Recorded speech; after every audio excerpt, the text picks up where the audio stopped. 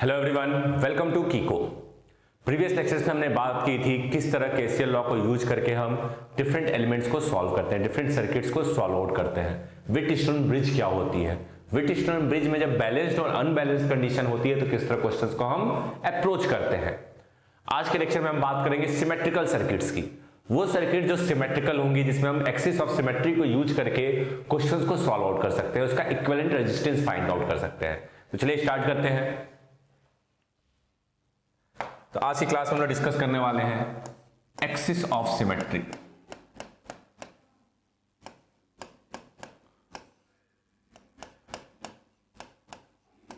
Axis of symmetry होती क्या है? तो जब भी किसी सर्किट में एक्सिस ऑफ सिमेट्री की बात करिए तो ये दो तरह की होती है। एक होती है हमारी पैरेलल एक्सिस ऑफ सिमेट्री और दूसरी होती है हमारी परपेंडिकुलर एक्सिस ऑफ सिमेट्री।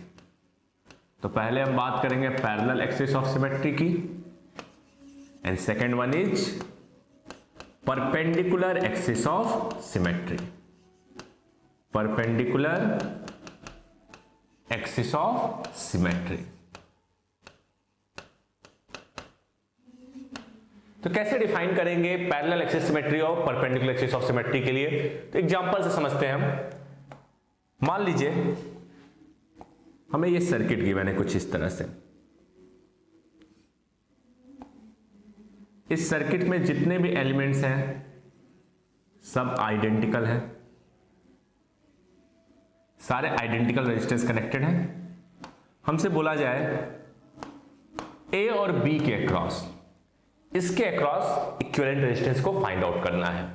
तो जब भी एक्सिस ऑफ सिमेट्री को आइडेंटिफाई करना है कि पैरेलल एक्सिस ऑफ सिमेट्री है या परपेंडिकुलर एक्सिस ऑफ सिमेट्री है, तो हम देखते हैं जिन दो पॉइंट्स के अक्रॉस हमें फाइंड करना है, यानी करंट क्या है, ए से बी के अक्रॉस बात कर रहे हैं। तो जिस एक्सिस के अलोंग करंट इंटर करती है इस सर्किट में उसको कहते हैं हम पैरेलल एक्सिस। तो इसका ये एक्सिस होगा क्या, इस सर्किट की एक्सिस कि करंट इस लाइन के अलोंग इंटर कर रही है, तो इस लाइन को हम क्या बोलेंगे, एक्सिस ऑफ दिस सर्किट। इस लाइन को मैं क्या बोल दिया, एक्सिस ऑफ दिस सर्किट। अब देखिए इस एक्सिस के अलोंग अगर मैं मिरर रख दूं तो हमें क्या दिखाई देगा, ये दोनों सर्किट क्या है, एक दूसरे के मिरर इमेज है। ये वाला पार्ट इसका क्या है, मिरर इमेज है। जब एक्सिस के अलोंग किसी भी सर्किट का मिरर इमेज फॉर्म हो जाए तो उसको हम क्या कहते हैं, पैरेलल एक्सिस ऑफ सिमेट्री। यानी इस सर्किट के पास है क्या, क्योंकि इसके अबाउट ये मिरर इमेज है, तो this will be the parallel axis of symmetry. अब पैरेलल एक्सिस ऑफ सिमेट्री में होता क्या है, देखा जाए कौन कौन से एलिमेंट एक दूसरे के मिरर इमेज हैं। तो अगर ये R1 है और ये R2 है, सारे आइडेंटिकल हैं हमारे। चलिए हम R ही मानते हैं, हम इसको नाम दे लेते हैं कुछ इस तरह से। ये पॉइंट A है, this is B, this is C, this is D। ये B पहले से है, इसको मैं E दे लेता हूं। चलिए A B C D E। अब AE एंड AC एक दूसरे क्या है, मिरर इमेज है। तो जब भी दो आपके ब्रांचेस एक दूसरे के जो मिरर इमेज होंगे उसमें करंट भी क्या होगी, आइडेंटिकल होगी, मिरर इमेज होगी। तो हम क्या कहेंगे, सबसे पहली point, current in mirror branch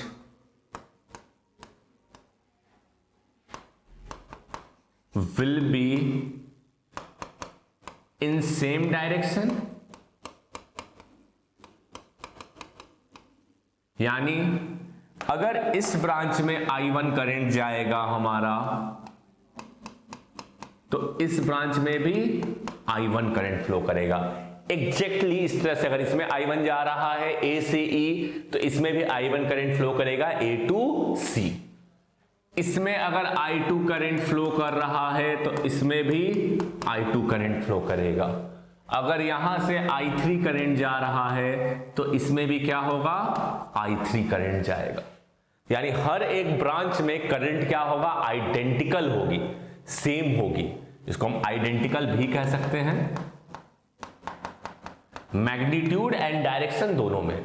इसमें एक्सिस ऑफ सिमेट्री से अवे जा रहा है तो इसमें भी एक्सिस ऑफ सिमेट्री से अवे जाएगा, इसमें एक्सिस ऑफ सिमेट्री के टुवर्ड्स जा रहा है तो इसमें भी एक्सिस ऑफ सिमेट्री के टुवर्ड्स जाएगा।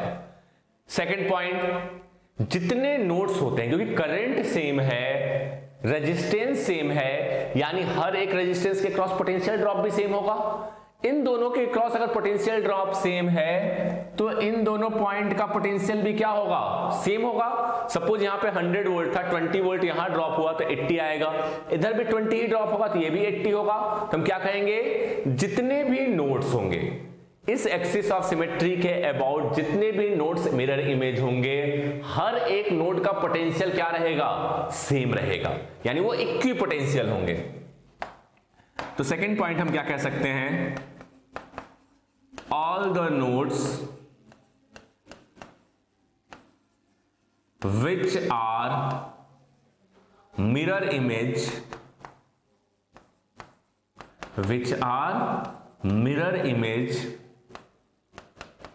will be equipotential।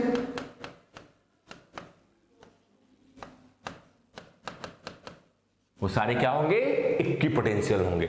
यानी हम कर क्या सकते हैं, इन ब्रांचेस को, इन नोड्स को मर्ज कर सकते हैं।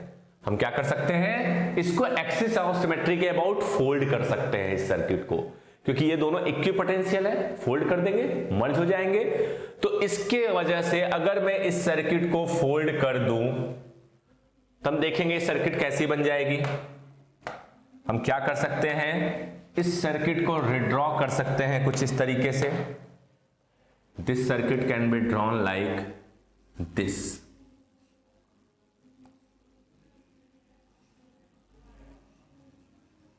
इस सर्किट को हमने क्या किया, मिरर इमेज थे उनको इस तरह से ड्रॉ कर दिया। जब सर्किट को फोल्ड करेंगे तो कुछ इस तरह से हो जाएगा, क्योंकि जैसे ही इसको मर्ज करेंगे ये दोनों क्या हो गए, एक पॉइंट पर आ गए, यानी ये वाला पैरेलल हो गया। This resistance will be parallel to this, this resistance will be parallel to this.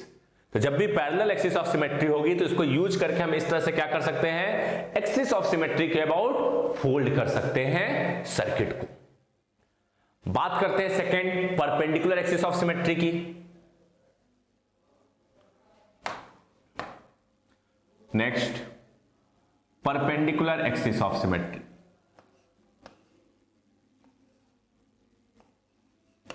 तो जब परपेंडिकुलर एक्सिस ऑफ सिमेट्री होती है किसी भी सर्किट में, तब क्या क्या प्रॉपर्टी देखने को मिलती है हमें उस सर्किट के अंदर, परपेंडिकुलर एक्सिस ऑफ सिमेट्री। तो बात करते हैं परपेंडिकुलर एक्सिस ऑफ सिमेट्री की। मान लीजिए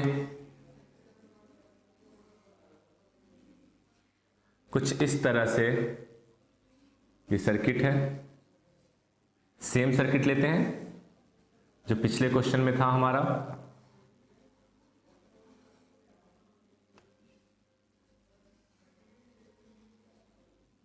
ये है हमारा कुछ, हमें क्या करना है,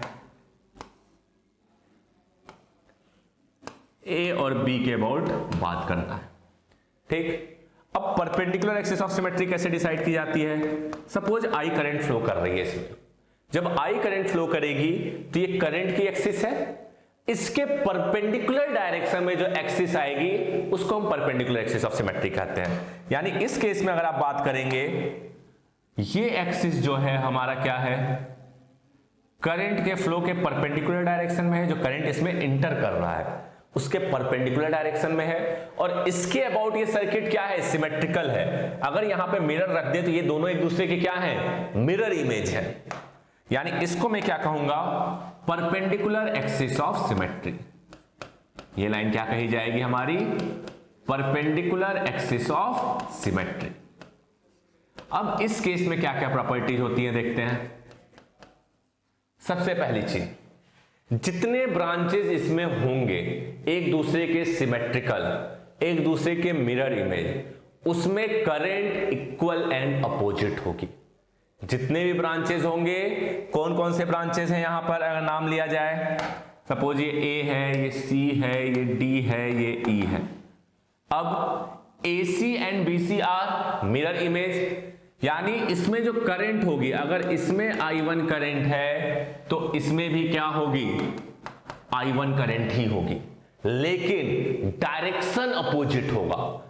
इसमें देखिए ये आपका क्या कर रही है, एक्सिस ऑफ सिमेट्री के टुवर्ड्स जा रही है, तो इसमें एक्सिस ऑफ सिमेट्री के अवे जाएगी। तो हम क्या कहेंगे, सबसे पहला point, first point, direction of current, या इससे लिखते हैं current in the mirror branches, current in the mirror branches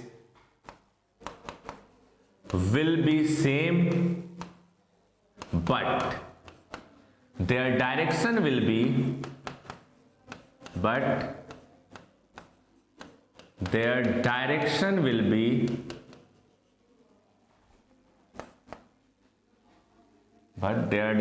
will be opposite,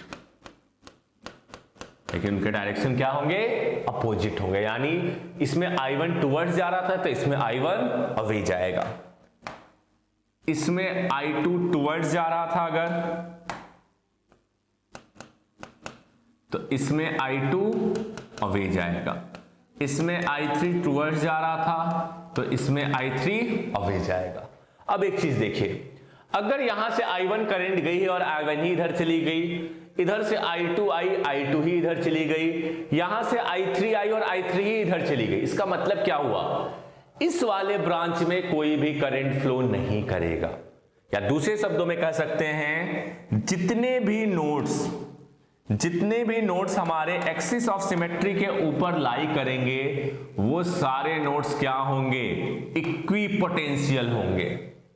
जितने भी नोड्स इस एक्सिस ऑफ सिमेट्री पे लाई करेंगे वो सारे क्या होंगे, इक्विपोटेंशियल होंगे, यानी जितने भी रेजिस्टेंस इस एक्सिस ऑफ सिमेट्री के अलोंग आएगी उसमें कोई भी करंट फ्लो नहीं करेगी। और दिख भी रहा है करंट जा ही नहीं रही है इसमें, यानी कोई भी करंट फ्लो नहीं कर रही है, यानी ये पॉइंट्स क्या है हमारे, इक्विपोटेंशियल पॉइंट्स हैं। तो सेकंड पॉइंट में क्या कह सकता हूं यहां पे,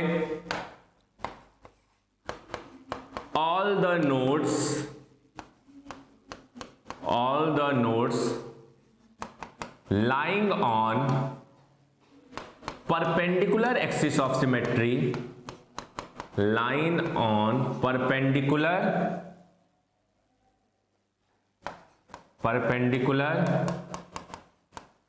axis of symmetry will be equipotential,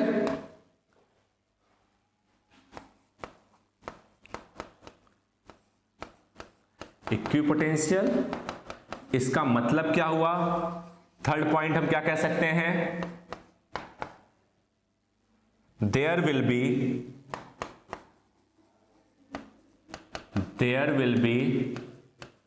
no current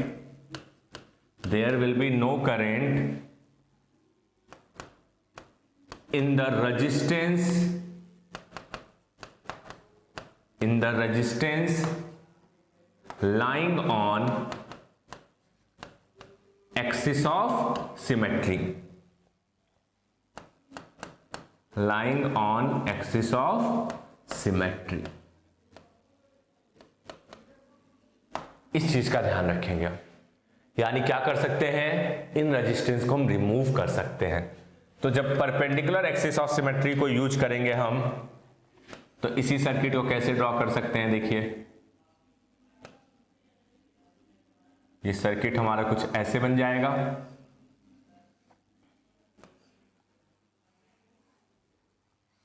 ठीक। अब सिंपल सॉल्वेबल है ये सर्किट, कोई दिक्कत नहीं है। अब यहां पे कई लोग बोलते हैं कि सर पहले कौन सा एक्सिस ऑफ सिमेट्री यूज करें, पैरेलल या परपेंडिकुलर। ऐसा कोई रूल नहीं है कि पहले किसको यूज करना है, आपको जो एक्सिस ऑफ सिमेट्री पहले दिखाई दे रही है उसको यूज करिए, दोनों तरीके से आंसर सेम आएंगे, कोई भी फर्क नहीं पड़ेगा। इस क्वेश्चन को मैं दोनों तरीके से सॉल्व करके दिखाऊंगा, दोनों तरीके से आंसर सेम आने वाला है। अगर आप पहले परपेंडिकुलर एक्सिस ऑफ सिमेट्री कर लेते हैं तब भी आंसर वही आएगा, अगर आपको पहले पैरेलल एक्सिस ऑफ सिमेट्री दिखा उसको यूज करेंगे तब भी आंसर सेम आएगा, कोई भी फर्क नहीं पड़ेगा। रहेगा। तो ये टेंशन लेने की जरूरत नहीं है कि किस एक्सिस ऑफ सिमेट्री को पहले यूज करें। जो आपको पहले समझ में आ रहा है उस एक्सिस ऑफ सिमेट्री को आप पहले यूज कर सकते हैं। परपेंडिकुलर एक्सिस ऑफ सिमेट्री में एक और खासियत आती है, उसको देख लेते हैं। अगर मान लीजिए कुछ इस तरह की सर्किट हो हमारी,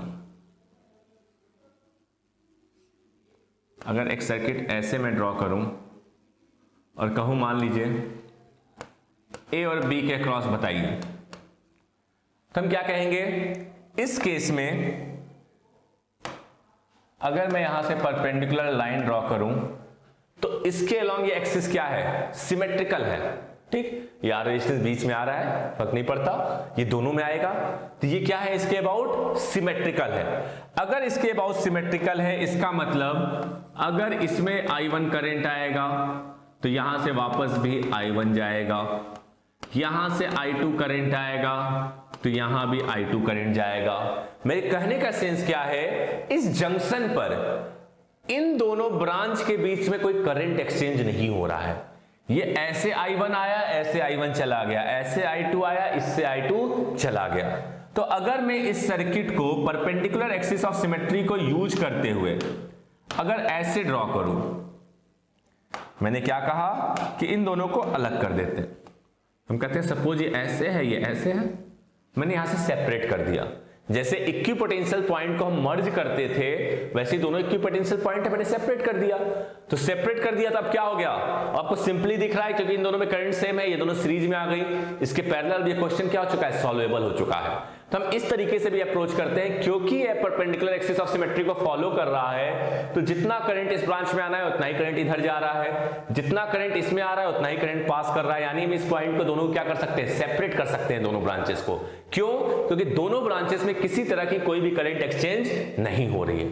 तो आप परपेंडिकुलर एक्सिस ऑफ सिमेट्री को यूज करके हम इसको सेपरेट कर सकते हैं। तो ये कुछ कैरेक्टरिस्टिक्स थी दोनों एक्सिस ऑफ सिमेट्री की, जिसको हम यूज करते हैं सर्किट्स में इक्विवेलेंट रेजिस्टेंस फाइंड आउट करने के लिए। तो कुछ एग्जांपल्स देखते हैं, दोनों एक्सिस ऑफ सिमेट्री को यूज करेंगे, क्वेश्चंस को सॉल्व करेंगे और देखते हैं हमारा कि किस तरह से हम इक्विवेलेंट रेजिस्टेंस फाइंड आउट करते हैं डिफरेंट केसेस में। तो सबसे पहले हम बात करते हैं पहला एग्जाम्पल, जिसके ऊपर हमने इतने एग्जाम्पल्स देखे, क्वेश्चन देखे, उसी को सबसे पहले सॉल्व करते हैं। हमने कुछ इस तरह की सर्किट ली थी। सबसे पहले हमने क्या कहा था?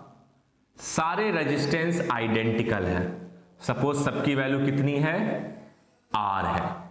ठीक, इस कंडीशन में हमसे पूछ रहा है A और B के अक्रॉस बताइए इक्विवेलेंट रेजिस्टेंस कितना होगा। तो सबसे पहले मैं क्या करता हूं? इसको parallel axis of symmetry use करके सॉल्व करता हूं।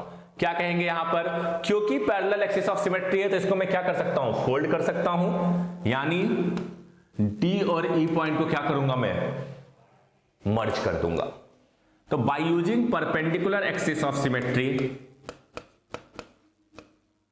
Sorry parallel axis of symmetry, हमने क्या किया? इसको मर्ज कर दिया। यानी इसको कैसे विथड्रॉ कर सकते हैं हम?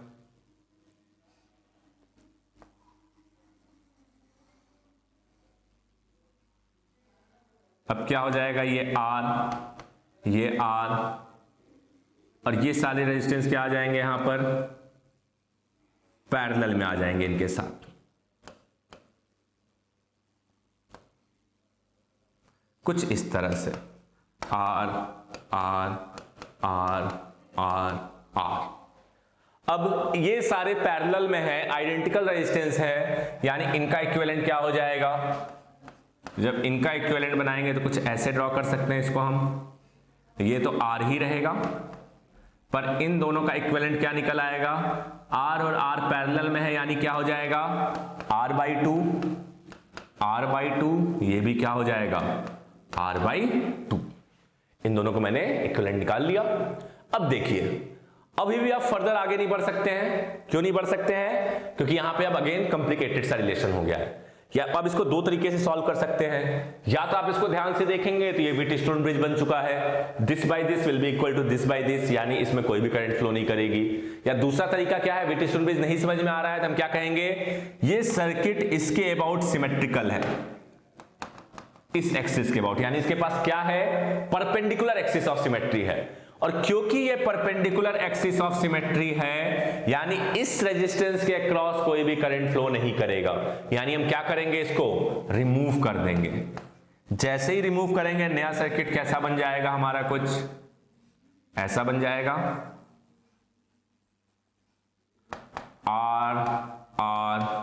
R by two, R by two, R और R कितना हो गया 2R, R बाई टू क्या बन गया R, यानी फाइनली हमको मिल के आ गया, कुछ ऐसी कंडीशन मिल गई, ये 2R और R, यानी R इक्विवेलेंट आ कितना जाएगा, ये दोनों पैरेलल में हैं, तो answer will be given as R equivalent will be given as 2R into R divide by 2R plus R, यानी 3R, तो which will be equal to 2R by 3। This will be the equivalent resistance of this circuit. फिर कहता है sir कोई हम इतनी मेहनत क्यों किए, पहले ही हम बोल देते हैं यहाँ पे परपेंडिकुलर एक्सिस ऑफ सिमेट्री है, तो उसको फॉलो कर लेते हैं। अगर पहले ही हम ये आइडेंटिफाई करते कि यहाँ पे परपेंडिकुलर एक्सिस ऑफ सिमेट्री है, तो हम क्या कहते हैं, इस वाले रेजिस्टेंस में कोई भी करंट फ्लो नहीं करेगी, इन दोनों रेजिस्टेंस में, तो इसको रिमूव कर देते हैं। रिमूव करेंगे तो हमारी सर्किट कैसे दिखने लगेगी, कुछ ऐसे। अभी सिंपल सी सर्किट बन चुकी है, जिसमें क्या है, R और R सीरीज में, R और R सीरीज में, R और R सीरीज में, यानी इसका इक्विवेलेंट आ कितना जाएगा, तो हम देखेंगे this will be equal to 2R, this will be 2R and this is 2R, यानी R इक्विवेलेंट आ कितना जाएगा, तीनों आइडेंटिकल हैं, यानी R equivalent will be equal to 2R by 3। तो यहां से डायरेक्ट हमें क्या मिल गया, 2R बाई 3। तो एक्सिस ऑफ सिमेट्री कोई भी यूज करिए, आंसर क्या आएगा, सेम आएगा। एक क्वेश्चन और देखते हैं ऐसे ही। मान लीजिए हमसे कहा जाए, कुछ इस तरह का क्वेश्चन है, ये रेजिस्टेंसेज हैं, कुछ इस तरह से कनेक्टेड हैं, ब्रांच में सारे रेजिस्टेंस कैसे हैं हमारे, आइडेंटिकल हैं, ईच रेजिस्टेंस इज आइडेंटिकल। अब कह रहा है बताइए A और B के क्रॉस इक्विवेलेंट रेजिस्टेंस कितना होगा। अगेन इसको दो तरीके करने का तरीका है। मान लीजिए मैं पहले कहता इसमें क्या है, पैरेलल एक्सिस ऑफ सिमेट्री है, पैरेलल एक्सिस ऑफ सिमेट्री, यानी मैं इसको मर्ज कर दूंगा, तो डायग्राम कैसा हो जाएगा हमारा, we can say that this will be look like something this, R and R। इन रेजिस्टेंस की बात करिए,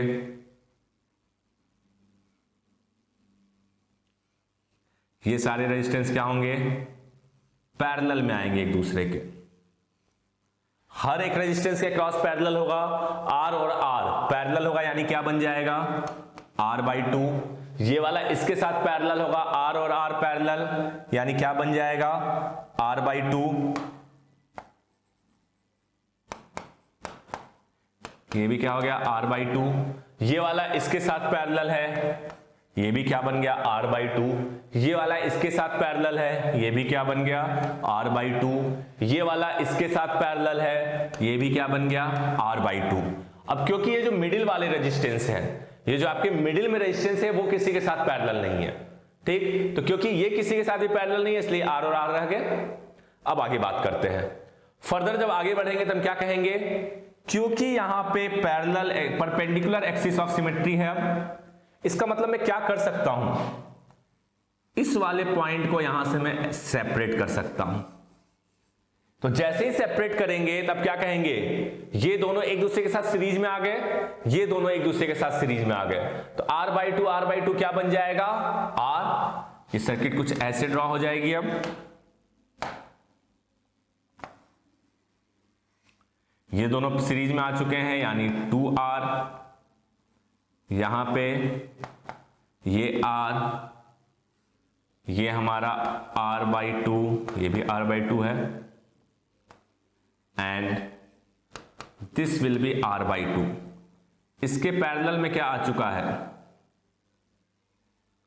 R/2 यानी R और R/2 एक दूसरे के साथ पैरेलल में है, यानी इसका इक्विवेलेंट कितना हो जाएगा, तो R/2 into R divided by R/2 plus R यानी 3R/2, 2 से 2 कैंसिल आउट, कितना आ गया ये हमारा R/3,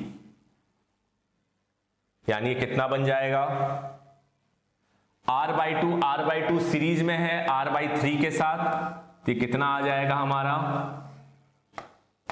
2R and R/2 R बन गया, R प्लस R/3 यानी 4R/3, ये ऐसे ड्रॉ हो गया, यानी R इक्विवेलेंट आ कितना गया हमारा, R equivalent will be given as 4R/3 into 2R divided by 4R/3 plus 2R यानी 10R/3, ये होगा 4R/3 प्लस 2R, यानी 3 से 3 कैंसिल आउट, R से R कैंसिल आउट, 2 से 5 कैंसिल आउट, यानी ये बचेगा क्या 4R/5। तो इक्विवेलेंट रेजिस्टेंस कितना आ गया इस सर्किट का 4R/5। अब दूसरे मेथड से चलते हैं, हम कहते हैं सर इतना मेहनत किए ही तो पहले ही हम यहां पे पैरेलल एक्सिस ऑफ सिमेट्री लगा लेते, तो अगर पहले ही आप पैरेलल एक्सिस ऑफ सिमेट्री लगा लेते तब क्या होता, हम कहते हैं इस एक्सिस के बाद सिमेट्रिकल है, यानी ये वाला सेपरेट हो जाएगा, ये वाला सेपरेट हो जाएगा, यानी नया सर्किट बनेगा कैसे, कुछ ऐसे ड्रॉ होगा, R और R एक दूसरे के साथ सीरीज में, कुछ ये भी रहेगा R, ये R और R सीरीज में आ चुके होंगे, यानी ये कितना आ जाएगा यहां पे 2R and this will also be 2R। 2R और R करेंगे पैरेलल एक दूसरे के, यानी R इक्विवेलेंट इस केस में कितना आएगा 2R और R, यानी क्या हो जाएगा 2R/3। इन दोनों का इक्विवेलेंट पैरेलल में है, 2R into R divided by 2R plus R, यानी कितना आ जाएगा 2R/3। अब देखिए 2R/3 R और R सीरीज में है, यानी क्या बन जाएगा R plus R 2R plus 2R/3 यानी 8R/3। सर्किट कैसे ड्रॉ हो जाएगी हमारी, R और R क्या बन गया 2R बन गया, ये क्या बन चुका है 2R/3 प्लस 2R यानी 8R/3, ये भी क्या हो जाएगा 8R/3। अब ये तीनों पैरेलल में है, 8R/3 यानी क्या हो जाएगा 4R/3 और 2R एक दूसरे के साथ पैरेलल में है, यानी कितना आ जाएगा हमारा 4R/3 into 2R divided by 4R/3 plus 2R, यानी कितना आ जाएगा 10R/3। This will B 10R/3, cancel out करिए, ये भी कितना आ जाएगा हमारा यहां से 4R/5, यही आया था हमारा 4R/5। तो आप पहले पैरेलल एक्सिस ऑफ सिमेट्री लगाएं चाहे बाद में पैरेलल एक्सिस ऑफ सिमेट्री लगाएं, फर्क नहीं पड़ता है। नेक्स्ट देखते हैं, मान लीजिए हमें क्वेश्चन कुछ ऐसा गिवन हो,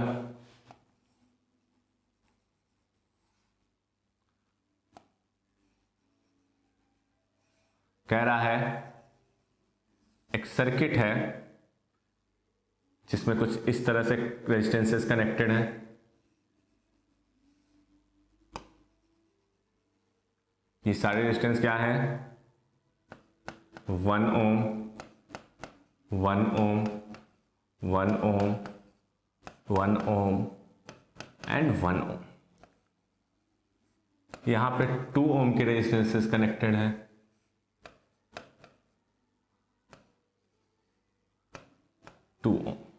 कह रहा है बताइए ए और बी के अक्रॉस इक्विवेलेंट रेजिस्टेंस कितना होगा। अब इस केस में बात करते हैं तो हम क्या कहेंगे, ए और बी के अक्रॉस जब बात कर रहे हैं तो एक्चुअली में है क्या, इस एक्सिस के अबाउट ये सिमेट्रिकल है, दोनों साइड सेम कहानी है, यानी हम क्या कहेंगे इसके पास क्या है, परपेंडिकुलर एक्सिस ऑफ सिमेट्री है। और अगर इसके पास परपेंडिकुलर एक्सिस ऑफ सिमेट्री है यानी इस वाले रेजिस्टेंस में करंट क्या हो जाएगा हमारा, जीरो। तो हम इसको रिप्लेस कर सकते हैं, तो जैसे ही आप इसको रिप्लेस करेंगे तो हमें क्या दिखाई देगा, this will be redrawn as this, हम 2R को अब रिप्लेस कर देते हैं, सर्किट में रखेंगे ही नहीं। तो जब सर्किट में नहीं रखेंगे 2R को तो आप देखेंगे सर्किट कुछ ऐसे रिड्रॉ की जाएगी, ए और बी के क्रॉस, यानी अब हमें दिख रहा है ये तो 1 ओम के रेजिस्टेंसेज हैं, कौन से, ये दो आपके, ये 1 ओम ये 1 ओम एक दूसरे के साथ सीरीज में हो चुके हैं, ये 1 ओम इन दोनों के साथ क्या है, पैरेलल में है, ये 1 ओम इस पूरे सर्किट के साथ क्या है, पैरेलल में है। तो रिड्रॉ करते हैं इनको स्टेप बाय स्टेप, तो अब 1 ओम 2 ओम हो जाएगा, ये भी क्या हो जाएगा 2 ओम, यानी इस सर्किट को कुछ इस तरह से रिड्रॉ कर सकते हैं हम, this can B redrawn as 1 ohm 2 ओम 2 ओम, और यहां पे क्या है, ये दोनों 1 ओम, यानी ये क्या है 2 ओम, कुछ इस तरह से। इसकी बात करते हैं 1 और 1 2 ओम, 2 और 1 एक दूसरे के साथ क्या है, पैरेलल में, 2 और 1 एक दूसरे के साथ पैरेलल में, यानी कितना आ जाएगा 2/3 ओम, ठीक, 2 × 1 डिवाइड बाई 2 + 1 2/3 ओम, 2 एंड 2/3 ओम एक दूसरे के साथ सीरीज में है, यानी कितना आ जाएगा 4 + 2/3, यानी कितना हो जाएगा हमारा 12 + 2 14/3। तो इसको रीड्रॉ कैसे किया जा सकता है, तो this can be redrawn like 1 ohm 2 ohm and this will be 14/3 ohm. ये तीनों एक दूसरे के साथ क्या है, पैरेलल है। 2 और 1 पैरेलल में हमें मालूम है कितना हो जाता है, 2 और 1 पैरेलल में होता है तो 2/3, 2/3 और 14/3 पैरेलल में, यानी R equivalent will be given as 2/3 × 14/3 divided by 2/3 + 14/3 यानी 16/3, 3 से 3 कैंसिल आउट, 2 से 8 2 से 4, यानी आ कितना जाएगा 7/12 ohm, this will be the answer. तो इस सर्किट का R इक्विवेलेंट कितना हो जाएगा 7/12 ओम। तो इस तरह हम सिमेट्रिसिटी को यूज करके क्वेश्चंस को बहुत ज्यादा इजीली सॉल्व कर सकते हैं। अब यहां पे एक केस और हम देखते हैं, क्यूब्स के अराउंड अगर हमें R इक्विवेलेंट निकालना है डिफरेंट एक्सिस के अराउंड, डिफरेंट पॉइंट्स के अराउंड, तो कैसे निकालेंगे। तो क्यूब्स वाला एग्जांपल लेता हूं मैं, मान लीजिए हमारे पास कुछ ऐसे क्यूब है,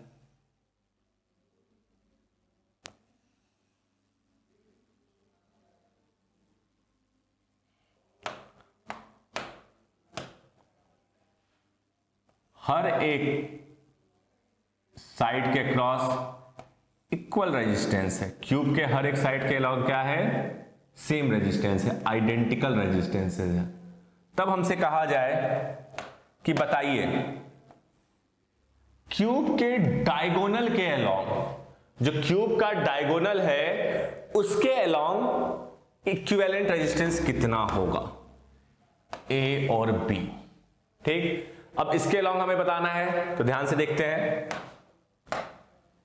इस एक्सिस के ये तीनों पॉइंट क्योंकि आइडेंटिकल है, ठीक, जितना इसके क्रॉस करंट होगा उतना ही इसके क्रॉस, उतना ही इसके क्रॉस इक्विपोटेंशियल होंगे। सिमिलरली ये तीनों पॉइंट्स भी क्या होंगे, इक्विपोटेंशियल होंगे। ठीक, आइडेंटिकल है, तो मैं इनको अलग अलग कलर से ड्रॉ कर देता हूं। ये पॉइंट्स, ठीक। इन तीनों में इक्वली करंट डिवाइड होगा क्योंकि पाथ क्या है, हर से आइडेंटिकल है। तो ये तीनों इक्वी पोटेंशियल हैं, ये तीनों क्या होंगे, इक्वी पोटेंशियल होंगे। अब देखा जाए, अगर मैं इसको A देता हूं, इनको X कहता हूं और ये Y कहे जाते हैं, तब इस सर्किट को रिड्रॉ कैसे करूंगा मैं? देखिए, A X Y and B। A और X के बीच में कितने रेजिस्टेंस है? 1 2 एंड 3। जितने रेजिस्टेंस है यहां ड्रॉ कर देते हैं, this and this. Similarly X और Y के बीच में बात करते हैं। X और Y के बीच में कितने हैं? 1 2 3 4 5 एंड 6 रेजिस्टेंसेज हैं। तो यहां पे मैं 6 रेजिस्टेंस ड्रॉ कर देता हूं, 1 2 3 4 5 and 6। And at last Y और B के अक्रॉस कितने हैं? 3। तो ये मैंने 3 रेजिस्टेंसेस ड्रॉ कर दिए। यानी कितना हो जाएगा? अब इसको रीड्रॉ करेंगे तो एक्चुअली में यहां पे 3 रेजिस्टेंस आ जाएंगे एक दूसरे के साथ सीरीज में। R आइडेंटिकल यानी R/3, 6 आइडेंटिकल यानी R/6, 3 आइडेंटिकल यानी R/3। तीनों एक दूसरे के साथ सीरीज में हैं। तो R equivalent will be given as R/3 plus R/6 plus R/3। 6 क्या हो जाएगा? एलसीएम यानी 2R 2R, 4R plus R यानी 5R/6। This will be the equivalent resistance. तो डायगोनली अपोजिट पॉइंट्स के अक्रॉस कितना होगा? 5R/6। इसी का नेक्स्ट पार्ट देखते हैं। मान लीजिए हमसे कहा जाए क्यूब हमारा कुछ ऐसा है,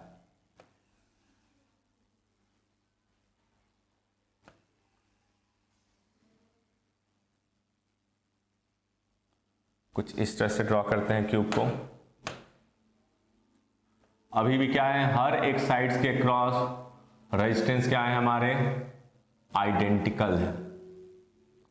हर एक साइड्स के क्रॉस क्या है? रेजिस्टेंस आइडेंटिकल है,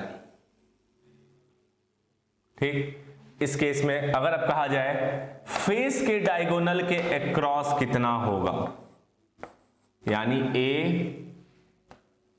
और B पॉइंट के अक्रॉस बोल रहा है, इस फेस के डायगोनल के अक्रॉस कितना होगा? फेस का डायगोनल इसको हम ऐसे ड्रॉ कर लेते हैं, तो इजी रहेगा आपको समझने में डायग्राम। किसी भी डायगोनल के अक्रॉस बात करेंगे बात वही रहेगी। फिलहाल हम इसको समझने के लिए ये वाला फेस का डायगोनल ले रहे हैं जो डाउनवर्ड फेस है। अब देखिए, इस क्यूब को आप क्या कर सकते हैं? इस डायगोनल के अक्रॉस कर सकते हैं। किस प्लेन के अक्रॉस में बात कर रहा हूं? इस वाले प्लेन के अक्रॉस।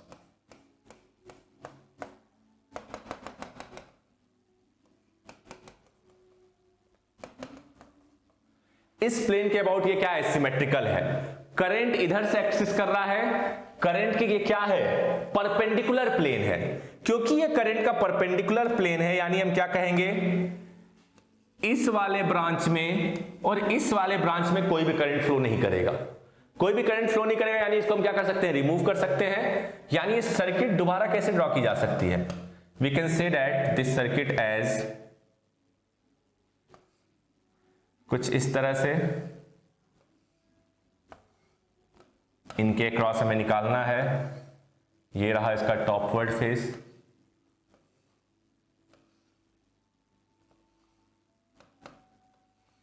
दिस, ठीक। अब देखिए ये दोनों ब्रांच सीरीज में, तो ये R प्लस R 2R, ये R plus R 2R, this is R, this is R, R and R हर एक साइड में इक्वल रेजिस्टेंस है, तो हम क्या कहेंगे, आर प्लस आर 2R हो गया, आर प्लस आर 2R हो गया, 2R और R क्या बन गया, R। सिमिलरली ये भी क्या हो गया, 2R प्लस R, R। यानी इस सर्किट को रिड्रॉ कैसे कर सकता हूं मैं, कुछ ऐसे, ये क्या हो चुका है R, यहां पे कितना है R, this resistance is R and this resistance is R। ये तीनों सीरीज में, यानी क्या हो जाएगा 3R और R क्या हो गया एक दूसरे के साथ पैरेलल कॉम्बिनेशन में, यानी R equivalent will be given as 3R divided by 4। This will be the equivalent resistance. तो हमने क्या किया, perpendicular axis of symmetry use करके बता दिया कि 3R/4 क्या होगा, आपका इक्विवेलेंट रेजिस्टेंस होगा इसका। सिमिलरली इसका लास्ट वेरिएशन देखते हैं, हमसे क्या कह रहा है, मान लीजिए किसी इंड के अक्रॉस अगर यही बात कर दे, इंड के अक्रॉस कर दे, यानी क्वेश्चन कुछ इस तरह से हो जाए,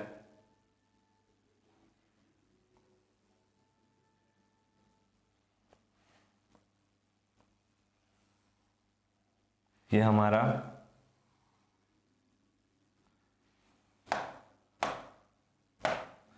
कह रहा है, बताइए ए और बी के क्रॉस रेजिस्टेंस कैसा होगा। अब देखते हैं यहां पर, अब इस केस में बात करेंगे तो यहां पे क्या होगा, इस एक्सिस की बात करते हैं, अब चलिए इस केस में बात करते हैं, तो इस केस में क्या होगा, इस प्लेन के अबाउट,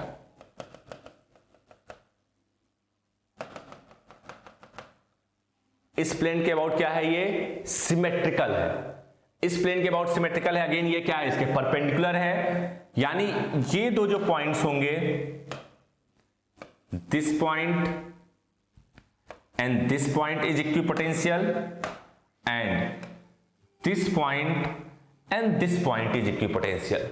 ये दोनों इक्विपोटेंशियल है, यानी इन दोनों को हम क्या कर देते हैं, मर्ज कर देते हैं। जब इन दोनों को मर्ज करेंगे तो ये सर्किट कुछ इस तरह से ड्रॉ की जाएगी, ये रहा ए, ये रहा बी, ये दोनों एक दूसरे के साथ मर्ज हो गए, यानी क्या हो जाएगा, कुछ ऐसे कंडीशन आ जाएगी,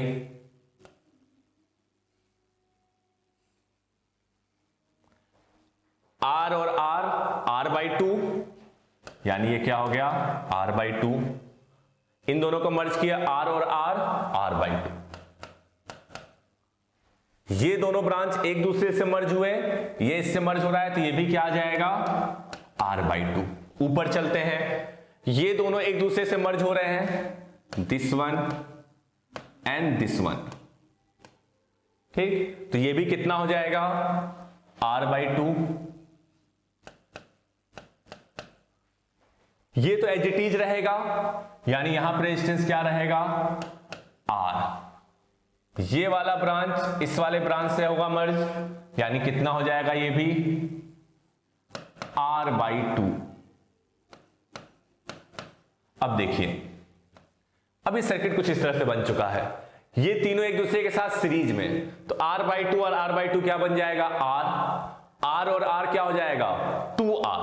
यानी इस सर्किट को रिड्रॉ कैसे किया जा सकता है, तो this circuit will be redrawn as